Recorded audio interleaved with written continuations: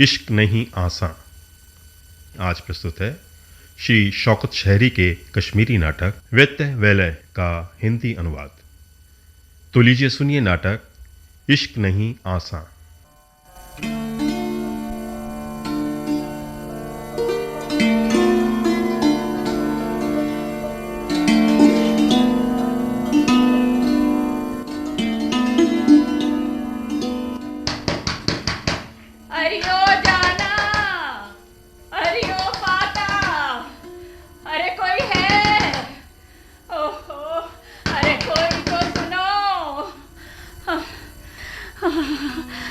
मुझे बहुत सर्दी लगी है।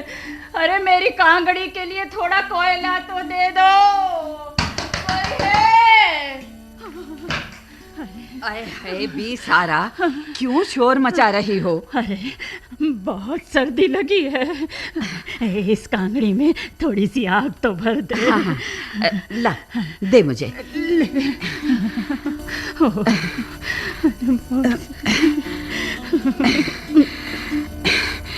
देख, मैंने अपनी सारी भरी कांगड़ी खाली करके तेरी कांगड़ी भर दी। ठीक है। खाना खा लिया क्या? हाँ, शायद खा लिया। अरे कहाँ खा लिया होगा, तू तो आज पूरे दिन दिखाई ही नहीं दी। दिन भर पता नहीं कहाँ कहाँ घूमती फिरती रहती है। हाँ। अरे मैं तो पार जाने का रास्ता ढूंढती रहती हूँ। हर ओर घास का जंगल उगाया है, रास्ता नजर ही नहीं आता। अरे कोई अगर उस पार से आना भी चाहे ना तो भटक भटक कर उसका बुरा हाल हो जाएगा। हाँ। अरे उसे आना होता तो वो आ ही गया होता, तेरी जवानी क्यों बेकार जाती? अरे नहीं री, वो तो यहाँ आने की तैयारी कर रहा है। हाँ री, मैं सच कह रही हूँ। तुम देखना, फरिश्ते आएंगे और इस रास्ते को ठीक करेंगे। तुम देखना, दरिया पर पुल बनाएंगे और उनका कितना स्वागत होगा। तुम देखना। मर गई, वो चीख रहा है। मैं तो चली, तुम बैठो यहाँ खुदा के हवाले। ठीक है जी। कहाँ मरने गई थी शाम अंधेरे? यहीं पे थी, जाती कहाँ? सच बता मरजानी, नहीं तो मुझे भी सच उगलवाना आता है। वो बेचारी सर्दी से कांप रही थी, शायद उसे बुखार है। ओह, एक बार की मरती भी तो नहीं, झंझट ही खत्म हो जाता। तुम कितने पत्थर दिल हो, अपनी दुखियारी बहन पर तुम्हें जरा भी दया नहीं आती। फिर करने लगी तुम उसकी वकालत। लगता है तुम्हारा आज फिर से पिटने को जी कर रहा है। खुदा के लिए सारी पुरानी बातें भूल जाओ। मुझे लगता है कि तू आज जरूर पिटने वाली है। छोड़ो छोड़ो मेरे पास, क्या करते हो? दर्द हो रहा है, थोड़ी शर्म करो। बच्चों के बच्चे हो गए। आए मर गई। आए मेरी पसली बहुत जबान चलाती है तू। मेरी देख तू, तेरी हड्डियां कैसे तोड़ता हूं मैं।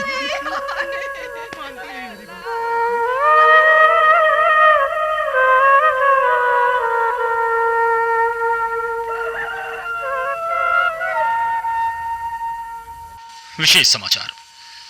उड़ी मुजफ्फराबाद सड़क को खोलने के बाद बहुत जल्द सड़क लोगों के लिए खोल दी जाएगी। बिहार में रेल अरे बंद करो ये रेडियो। क्या मिलता है तुम लोगों को ये खबरें सुन सुनकर? कर दिया बंद। और कुछ? अरे भाई साहब, खबरें सुनने से परेशानी होती है तो घर में घुसकर क्यों नहीं बैठ जाते? अफजल खान, ये किस और फेंक रहा है बातों के तीर? तुम्हारा अभी सिकंदर खान से पाला नहीं पड़ा है। रस्सी जल गई पर बल नहीं गया। अफजल खान, अरे समझता क्या अपने आपको? क्या हो गया आप लोगों को? है हर वक्त क्यों भड़कते रहते हो? बड़े मियाँ, मुजफ्फराबाद रोड के बारे में सुनकर कुछ लोगों के तन मन में आग जो लग जाती है। हम घास के तिनके नहीं जो इन फरसूदा खबरों की हवा से उड़ने लगे। हाँ, अगर कोई ये खाम ख्याल पालता है कि 57 साल के बाद मुजफ्फराबाद का रास्ता खुल जाएगा तो ये उन लोगों का वहम है, वहम। प्रधानमंत्री ने तो खुद ये कहा फिर रास्ता खुलेगा क्यों नहीं? प्रधानमंत्री ऐसे तो बात नहीं करेंगे ना। मान लिया रास्ता खुलेगा तो कौन सा इनकलाब आ जाएगा? अगर ये रास्ता खुला ना तो अंधी आंखों को रोशनी मिलेगी सिकंदर। रोशनी मिलेगी। तुम्हें नहीं पता सन 48 में लोगों के साथ कैसे कैसे अन्याय हुए हैं। अरे अपनी ही बहन को देख लो। बस कर अफजल खान, एक बात याद रख, जिस दिन सारा मेरे घर से निकली उस दिन से उसके साथ मेरा कोई रिश्ता नहीं रहा, कोई नहीं। सिकंदर खान, ऐसा मत बोल। आखिर वो तेरी बहन है और ये रिश्ते बोलने से बनते टूटते नहीं। अरे इमाम साहब, किसे समझा रहे हैं आप? ये क्या जाने बहन की कदर। और उसने तो सच्चे प्यार पर कुर्बानी दी, नाटक नहीं किया। अरे पर तुम होते कौन हो उसके? देवर हूं उसका, देवर। क्योंकि नूरदीन मेरा दोस्त नहीं, भाई है, भाई। और जब तक वो नहीं आता तब तक सारा की जिम्मेदारी मेरी है। ले लो तुम सारी दुनिया की जिम्मेदारी, लेकिन मेरे सामने दोबारा सारा की बात ना करना, कह देता हूं। हाँ याद। अरे तुम भी कहां सुनोगे उस बेचारी की बात? अरे सारी जवानी बिता दी उसके इंतजार में। सिकंदर खां तो चला गया, अब तुम भी चुप हो जाओ अफसल। देखा आपने हुजूर कैसी बातें कर रहा था वो? अगर देखें तो नूरुद्दीन भी बड़ा बेवफा निकला। बेवफा नहीं निकला वो, सारा के साथ कभी बेवफाई नहीं करता। पर हाँ, क्या करें, बिरहा उनके भाग्य में लिखी थी और बहाना बना कबाइलियों का। और फिर तुम भी तो जानते हो किस वजह से निकला यहां से। हाँ, इस बात से कौन इनकार करेगा। इन्हीं जमींदारों ने तब उसकी गैरत को ललकारा था। हाँ।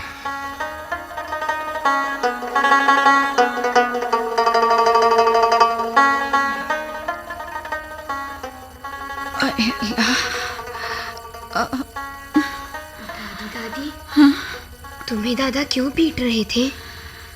तकदीर बेटा, एक उम्र से मार खा रही हूँ, किसी न किसी बहाने बस। ऐसा क्यों? तुम उस सारा दीवानी के पास जाती क्यों हो? नहीं बेटे, तुम उसे दीवानी मत कहो, वो तुम्हारी बुआ दादी है बेटे। बुआ दादी? हाँ, बुआ दादी। बुआ दादी को दीवानी नहीं कहते। फिर ये हमारे घर में क्यों नहीं रहती हैं? इधर उधर क्यों भटकती रहती हैं? वो तो बेटा पार का रास्ता ढूंढती रहती है। कौन सा रास्ता दादी?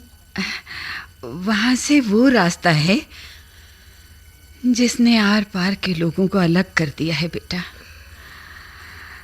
उसी रास्ते का अभिशाप झेल रहे हैं हम आर पार के लोग। दादी, वहां तो सिर्फ पीहड़ है, वहां तो रास्ते का कोई निशान तक नहीं। आप किस रास्ते की बात कर रही हैं? बेटा, वक्त उस रास्ते को कितना भी मिटा दे, पर वो रास्ता, वो हमारे सीनों पर खुदा हुआ है बेटा। ये रास्ता जाता कहाँ है? ये रास्ता मुजफ्फराबाद जाता है बेटा। वहाँ कौन है? हमारे अपने अंग बेटा, हमारे अपने अंग, जिन्हें देखे हुए हमें 57 साल हुए, जिनकी याद में हम आज भी तड़प रहे हैं।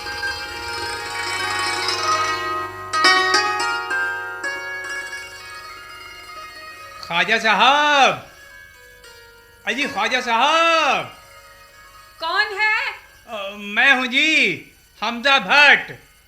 ख्वाजा साहब ने कहा था कि थोड़ी सी लकड़ी ले आऊं, तभी आया था। क्या ले आए लकड़ी? हाँ, ले तो आया। वो अगर थोड़े से पैसे मिल जाते तो सुबह से हम दोनों बाप बेटे काम में लगे रहे, चाय का एक घूंट तक नसीब नहीं हुआ। वो तो अम्मा जी को लेकर दरगाह चले गए। अच्छा, हाय हाय, देख रहे हो बेटे अपना नसीब। पैसों के लिए फिर बाद में आ जाना। चुप हो जा। कुछ भात रोटी ही ले लेंगे। मैं नहीं खाता भीख में मांगी रोटी यहाँ। ओफो, तू कहाँ का महाराजा रणबीर है जो भीख की रोटी नहीं खाएगा? अरे हम लकड़ी काटने वाले तो अमीरों की जूठन खा खा कर ही पले बढ़े हैं। मैं नहीं खाऊंगा जूठन। अरे ये बाप बेटे ने क्या तू मैंने लगा रखी है? वो घर से भूखे पेट ही निकले। तुझे मुझसे पूछ रहा था कि आपसे कुछ बचा हुआ खाना ही मांग ले। अच्छा अच्छा ठहरो, मैं भात भेजती हूँ। सारा जी, इन लकड़हारों के लिए भात ले आ और कुछ सालन भी रख देना। जी। अब बैठ ले नूरा, खा लेते हैं। जमीन पर बैठोगे खाना खाने क्या? और क्या? अरे हमारे लिए कौन से कालीन बिछा देंगे? आओ बैठ जाओ और खाना खा लो। नहीं जी, वो हम ठीक हैं। अरे वहाँ गंदगी पे कहाँ बैठोगे? इधर बैठ जाओ ना। मैं आपके लिए पानी लाती हूँ। जी, कुछ समझ में आया? जिसे अपनी इज्जत खुद न करनी आए उसे दूसरे लोग भी बेइज्जत करते हैं। तूने सच कहा नूरा। हाँ। ये लीजिए पानी। जी।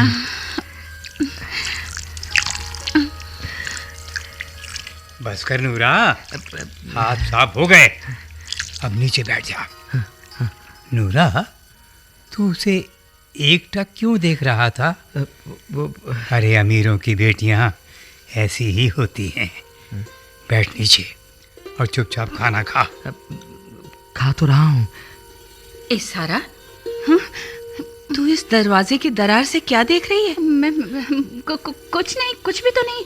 मैं तो बस सोच रही थी कि कहीं इन्हें पानी की जरूरत तो नहीं। बस मैं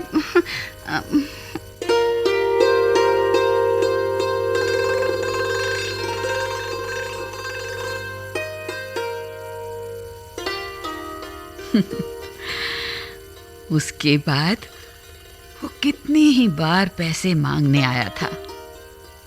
जब सारा का भाई या अब्बा घर पर न होते तब। अच्छा।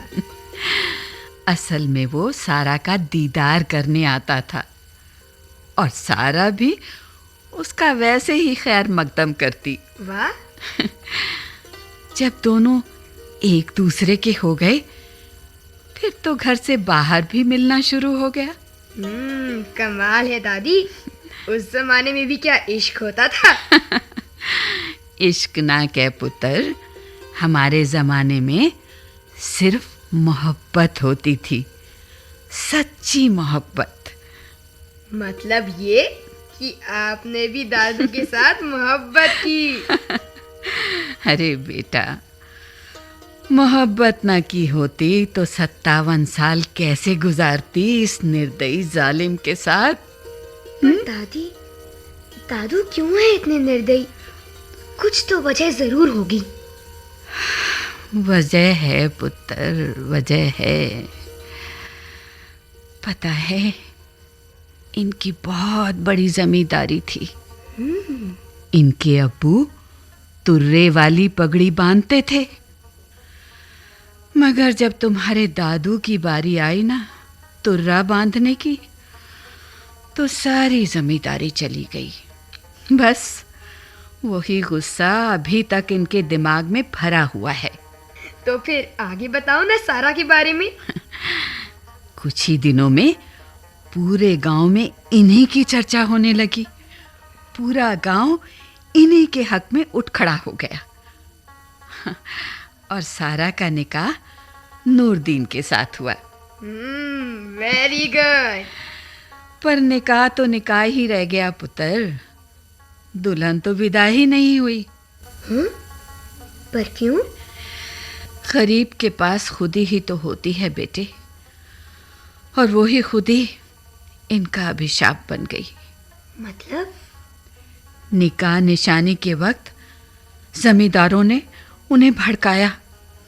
नूरदीन अपने अब्बू के साथ अपनी बुआ को बुलाने मुजफ्फराबाद गया और सोचा कि शादी के कपड़े भी वहीं से खरीद कर ले आएंगे। यहाँ से जा रहे थे कि कबाइली आ गए। कबाइली चले गए पर रास्ता बंद हो गया। न नूरदीन ही वापस आया, न उसके अब्बा, और सारा रास्ता तकती रह गई बेटा, तकती रही।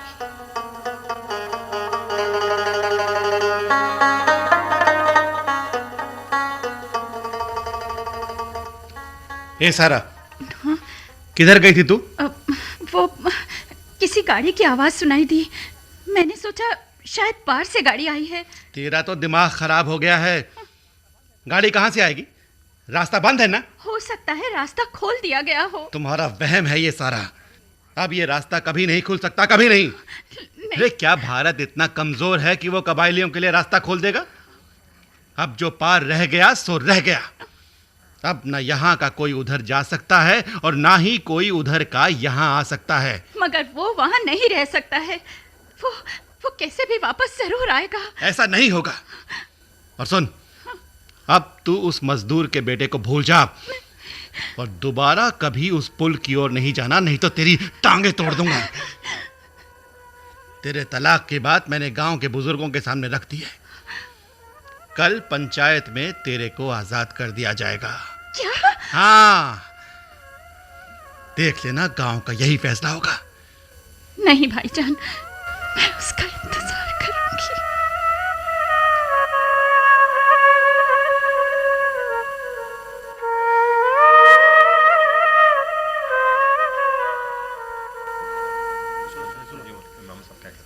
शरीयत हर मामले में दया का रास्ता दिखाती है, किसी पर अत्याचार नहीं करती। सिकंदर खान की बहन हमारे गांव की बेटी है। इसका हाल तुम सभी की आंखों के सामने है। देखा है हमने, बहुत बहुत बुरी। रास्ता खोलने की भी कोई सूरत नजर नहीं आती। नूरदीन का भी कोई पता नहीं कि वो जिंदा है कि मर गया। इसलिए दोस्तों, बेहतर यही होगा उसे नूरदीन के साथ हुए निकाह से आजाद कर दिया जाए, ताकि उसे किसी और से ब्याहा जा सके। ठीक है ब्याह भाई। इमाम साहब जरा ठहरिए। क्या हुआ? ठहरिए इमाम साहब। अरे खुद तो गुनाहों के घेरे में घिर जाओगे, साथ ही गांव को भी घेरोगे। क्या बकवास कर रहे हो अफजल खान? इमाम साहब को शायद मालूम नहीं कि जिस औरत के तलाक की ये बात कर रहे हैं उसे तलाक मंजूर नहीं है। अगर ये बात है तो फिर तलाक हो ही नहीं सकती। सिकंदर खान जिस मतलब के लिए बहन का तलाक चाहता था वो पूरा हो गया। क्या क्या मतलब है तुम्हारा? अरे तुम्हारी बहन तुम्हारे घर में थी तो गर्दन झुकी रहती थी तुम्हारी। अब गर्दन उठा के चलो, क्योंकि तुम्हारी बहन ससुराल चली गई है।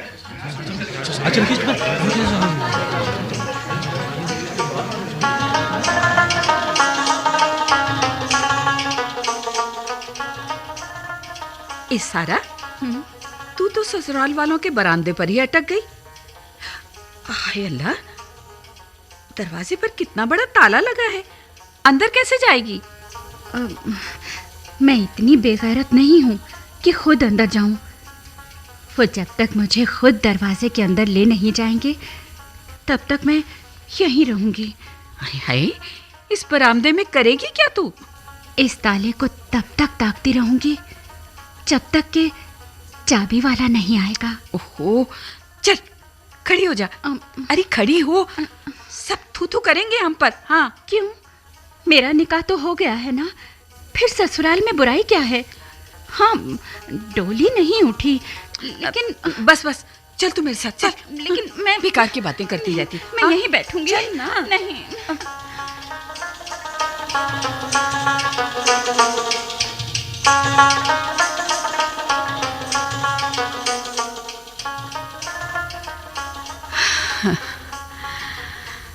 तब से उसी बरामदे में बैठी है उसके इंतजार में। न जाने बेटा उसके सपने कब पूरे होंगे। तुमको क्या लगता है दादी, वो आएगा? रास्ता खुल जाएगा तो जरूर आएगा बेटा। अगर जिंदा होगा। फिर ये रास्ता खुलता क्यों नहीं? पुत्र, 57 साल से इसी आस में जी रहे हैं हम लोग। अगर मैं मंत्री होता तो ये रास्ता मैंने खोल दिया होता। हाँ, हाँ बेटा, हाँ। अब तो तुम्हारी पीढ़ी को ही कुछ करना होगा बेटा। हाँ, तुम्हें ही कुछ करना होगा। हाँ।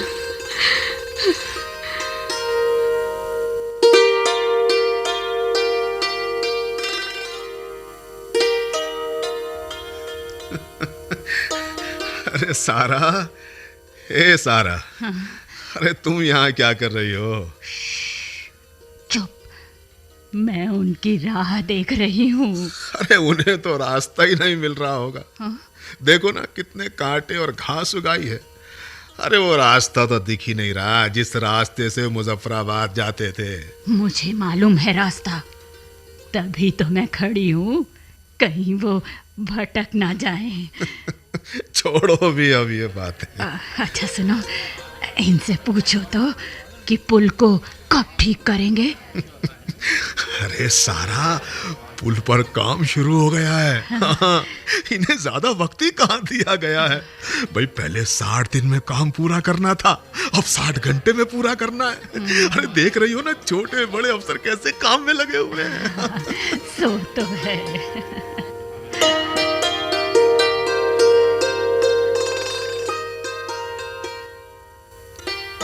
सब तो चले गए, ये कहाँ चले? अरे मुजफ्फराबाद की बस का स्वागत करने सब निकल गए, तुम घर में बैठे हो, जाके देख लेते। पागल हो गए हैं सब। अपनों का मुंह देखेंगे, इससे बड़ी बात और क्या हो सकती है? किन अपनों का? किन अपनों का?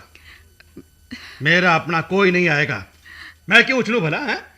हो सकता है नूरदीन आए। मैंने तुमसे कितनी बार कहा है ताजा कि उसका नाम मेरे सामने मत लिया करो। अरे कैसी बातें करते हो, तुमने बहन दी है उसे, वो बहनोई है तुम्हारा। बस कर ताजा, ये बात मुझे पसंद नहीं है, बस। या अल्लाह। जा, तेरे को जाने तो जा, जा। कैसे समझाऊं?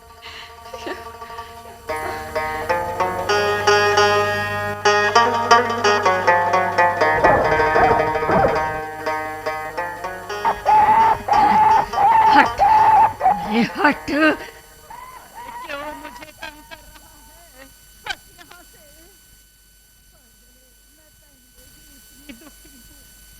देख नहीं रहा कितनी गड्डियां, कितने लोग आए, एक एक से पूछ, पर किसी ने नहीं बताया कि वो कहाँ गया, कहाँ गया।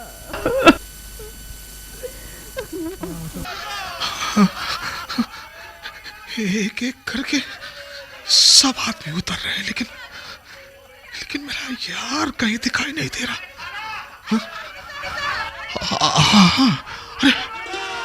अरे कोई नूरदीन जैसा तो है। हाँ, उसी जैसा तो है। अरे कौन उसका? अरे हट एक तरफ। शायद खुदा ने मेरी दुआ कबूल कर ली, लेकिन आज सारा क्यों नहीं दिखाई दे रही? हर रोज तो यही होती है, पर आज कहाँ है सारा? अरे अफजल खाना, इधर उधर कहाँ देख रहा है भाई? अरे मैं तो यहाँ हूँ, यहाँ इधर देख इधर। अरे नूरुद्दीन, अरे मेरे यार, नूरुद्दीन मेरे यार, यकीन नहीं था कि मैं तेरे को दोबारा देख पाऊंगा। लग रहा था तू कहीं मर कब गया होगा। मरता कैसे यारा, मेरा हिसाब नहीं चुकाना था तूने? मेरे यार, ओए तुम्हारी उस अमानत की रखवाली तो सारा गांव कर रहा था।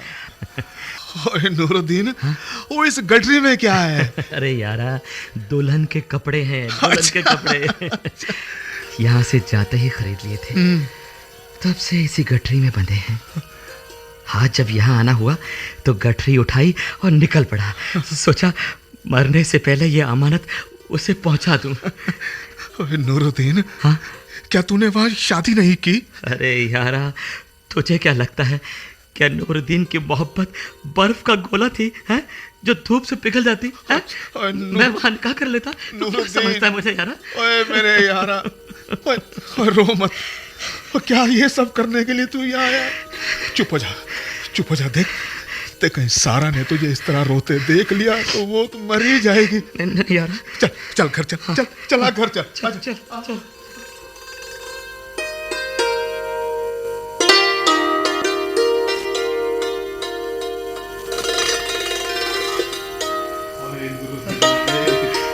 इंतजार की घड़ियां खत्म हो गई, ये तो खुशी का मौका है मेरे यारा। आजा चल। हर पल, हर रोज इसी तरह कितनी ही बार रोया हूं मैं। मेरा बस चलता तो मैं पंख लगाकर उड़ाता मेरे यारा। ओए अफजल खाना, ये कौन है? अरे दादा बहन, मैं नूरदीन। ओए नूरदीना, हाँ तू है नूरदीना? हाँ बहना। हमारी सारा। ओए तुझे क्या मालूम उस पर क्या बीती? क्या सारा तेरे को कभी ख्वाब में भी नहीं आई? ओए बहना, मैं भी वहां कहाँ सुखी था। एक दिन मेरे लिए कयामत से कम न था, मगर सारा पर इतना सब बीता होगा, इससे मैं बेखबर था बहना। ओए इस ताले पर लानत है। सीने मेहंदी लगी दुल्हन को चौखट पर इतना तड़पाया। अरे तुम लोग ताला तोड़कर दरवाजा खोल देते यारा। ओए नूरुद्दीन, ओए बीती बातों को मत दोहरा यार। देख, रास्ता खुल गया ना, तो सारे ताले खुल जाएंगे, सारे दरवाजे भी खुल जाएंगे यार। ओए जरा पहले अपना दरवाजा तो खोल, ताकि 57 साल से इंतजार करती दुल्हन घर में दाखिल हो। नहीं बहना, ऐसे नहीं। उसे दुल्हन की तरह सजाओ, शगुन के गीत गाओ। ये लो शादी का जोड़ा लो। घर की चाबी दहेज में दो, जिससे वो ताला खोलकर घर का दरवाजा खोलेगी बहना। लेकिन जरा देखो तो वो पहले है कहाँ? ओए कहाँ होगी वो? कहाँ होगी? आज भी उसी बरामदे में। ओए उसने एक उम्र गुजार दी वहाँ। देखो, पहले मैं उसे अपने घर लेकर जाऊंगा, वहां से उसकी विदाई होगी। तुम्हारा सिकंदर खान देखता रह जाएगा।